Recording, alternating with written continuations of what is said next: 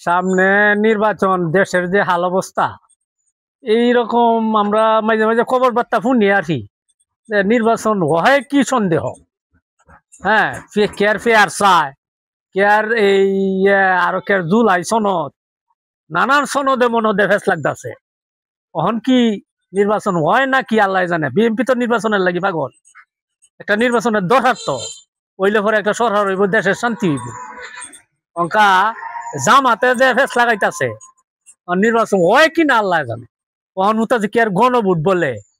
হ্যাঁ, গণভোট কোনটা এটাই তো বুঝি না আমরা। এনসিবি লাগছে সাতলা লইয়া। হ্যাঁ, এই নানান এই ফেস কীর্তন একটা গেছে গা 1.5 সারিয়া। হ্যাঁ, আর ওই দিয়ে আইবার বাহরতাছে। এই দিয়ে এলো যে কি শান্তি হইব এটা আল্লাহ জানে। আইবার তো শান্তি তো না, একটা সরকার আইলে একটা এই দেশ একটা নিয়ন্ত্রণে আইবে। দ্রব্য মূল্যের দাম 10 টিয়া একটা 20 টিয়া, বুঝছো? কোনো নিয়মকরণ নাই, আচার বিচার নাই। আমার এটা এইভাবে নিলে নেও, না নিলে না নেও। এখন করার কিছু নাই, আমরা বাধ্য হয়ে কিনুন লাগে। আমরা গরিব মানুষ, করলাম কি, পেটের দায় কিনুন লাগে। এছাড়া তো আমাদের উপায় নাই।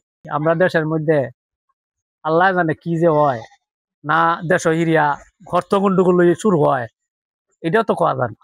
একজনে এক কথা কইতাছে অন্তরে বা এটা এই এই পরিস্থিতিতে বোঝা যায় যে কোনটা যে হয়, নির্বাচন হয় কি না হয় এটাও বলা যায় না। আর বলা হইলে হেরা কইতাছে এই জামাত ফাঁস করব।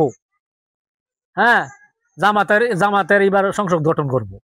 এতে বিএনপি কইতাছে যে না, হেরা বুড়ে আয়ুক, এরা সিট চায়, সিট দেয় না। এরা কইতাছে করে বুড়ে আয়ুক, তোমার কতখানি ক্ষমতা আছে, তুমি ক্ষমতা বাজায় নেও। চাটা খুব স্বাদ হয়েছে।